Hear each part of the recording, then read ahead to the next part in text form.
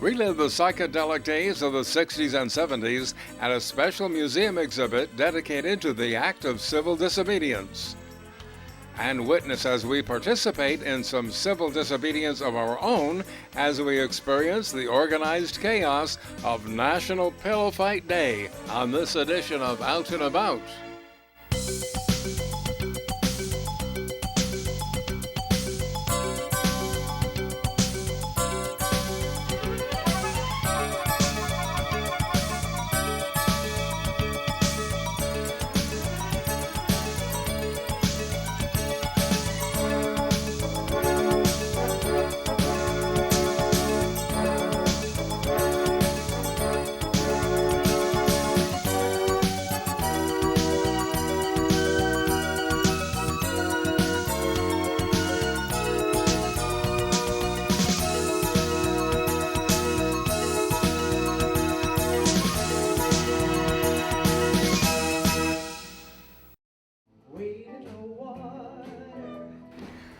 That phrase, turn, turn, turn, comes to mind today. Why is that?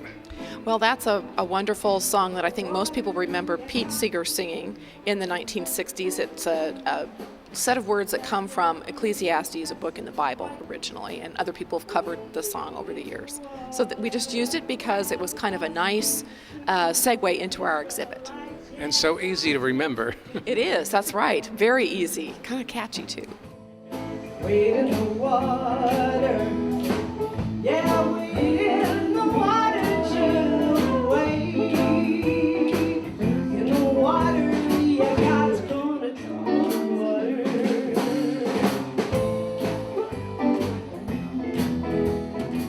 On a recent Sunday afternoon, the San Bernardino County Museum in Redlands highlights the history of civil disobedience and public protest with a music and poetry reading event to coincide with its latest exhibit. This happening is really exciting. It's one of our special events in honor of the exhibit Turn, Turn, Turn about the 1960s and 1970s. So our happening today features the Buffalo Blues Band, a fantastic local band that plays music from that era. And we have students from the University of Redlands and Johnston College at the University of Redlands. And they are reading original works of prose, spoken word, and I think there are some people who are going to be presenting artwork that they've created in the plastic arts. So that's really exciting, and it's all things that they've done in conjunction with their studies of the 60s and 70s. It seems to me that that period of time is slipping into the history books, not out, but into. Well, you know, it is part of our history, it's part of our recent history, but I really feel like it's so timely to have an exhibit of photographs from the 60s and 70s and talk about things from that era, because it's really all a circle. Things that happened then directly affect our lives today and are going to affect the future too. And so I think it's a timely thing.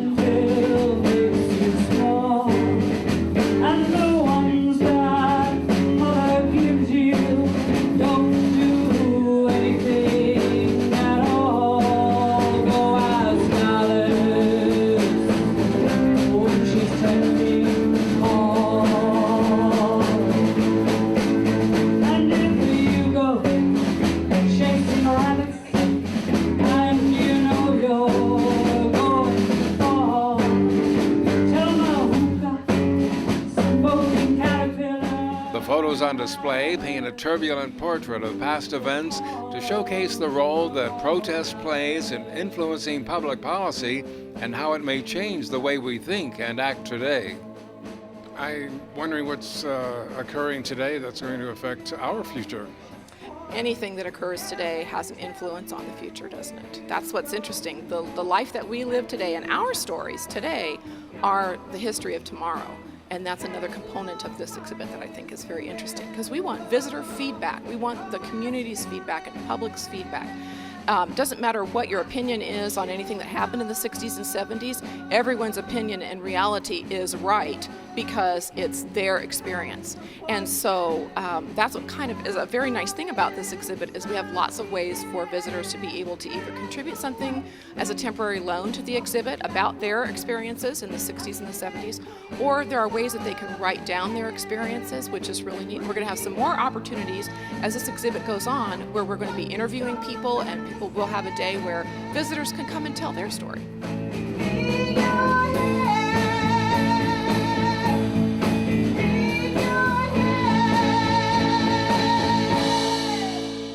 Well, you just heard the Buffalo Blues Band, which is a band here locally that tours and plays, but it started as a class project in the Johnston Center at the University of Redlands. We're in about our 4th incarnation. Most of us have been playing together about 3 years.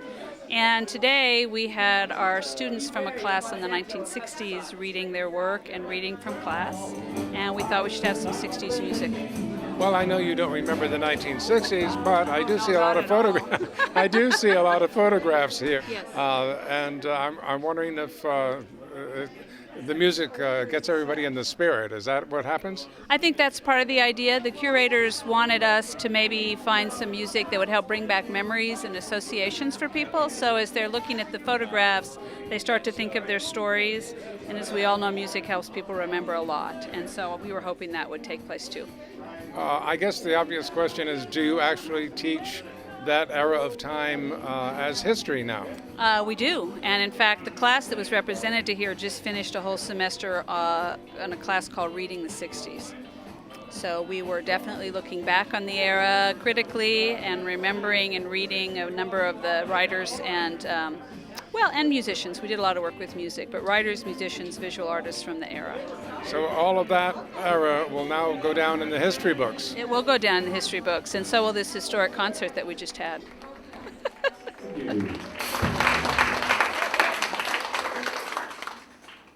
In addition to the collection of photos, the exhibit is supplemented by other memorabilia, including campaign buttons, newspaper headlines, and books to enhance the power of the images.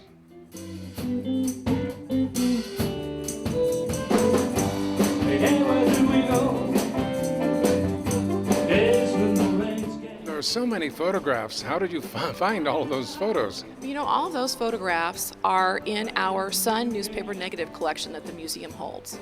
So that's really, and it's just a drop in the bucket. We have over 50,000 negatives in that collection. And I think there are about 32 photographs in the exhibit. So what's interesting about them, they are wonderful images, and they are just a moment in time in the past captured on film and then printed out.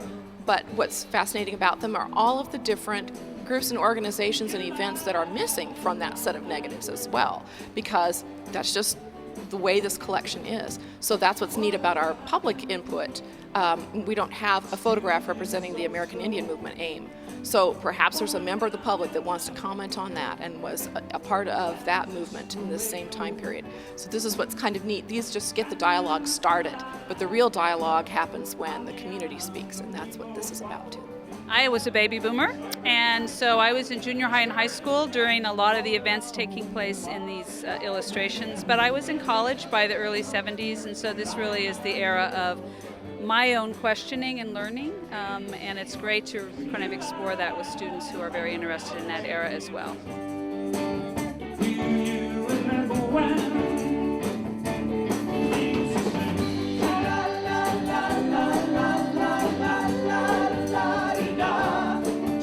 A central theme of the collection emphasizes that the events and activities of a vocal but concerned minority can shape history and influence the policies and opinions of tomorrow. What are some of the things that do affect us today?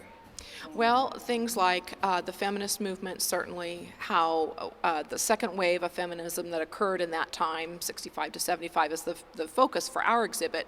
But in that general time period, the second wave feminism, all of that gave way to the third wave, which we are still in today, and that's an important part of life as we know it today, affected by people's experiences 40, 50 years ago. I'm also thinking the civil rights movement. Yes, definitely. Such a big and important thing, a life-changing time period, and the civil rights movement, all of the things that we've gained because of that, all of the struggles that people had then, where today we have so many benefits thanks to all of the work that they went to and all of the struggles that they had to face and all the adversity that they had to face. And I imagine the protesting of the Vietnam War and the advocating for peace, all of that follows through. It certainly does. I think the two questions that we're asking with this exhibit are, how do you think your life is different today because of things that happened back in this time period? And what do you think your life would be like if all of these things in the 60s and 70s, civil rights movement and the Chicano rights movement and all of these different events didn't happen? How would your life be different today? And I can sure say my life would be hugely different if all of these things of the 60s and 70s had not happened. I probably would not be a curator, wouldn't have a college education. There'd be a lot of different things. So I think it's something that everyone can have an opinion about and can think about, no matter how old you are. Even if you're a little kid, your life today is affected by what happened in that time period. A brown-eyed girl. You are. To see this historic collection of photos, experience Turn, Turn, Turn, Social Movements 1965 to 1975, on display at the San Bernardino County Museum in Redlands until November. Just like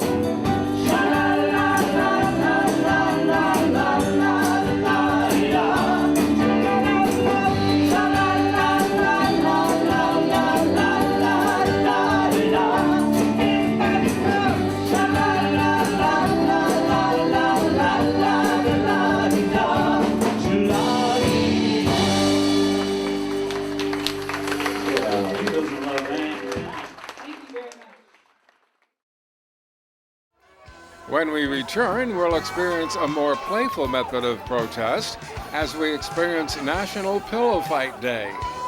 Stay with us to witness the madness and watch the feathers fly when Out and About continues.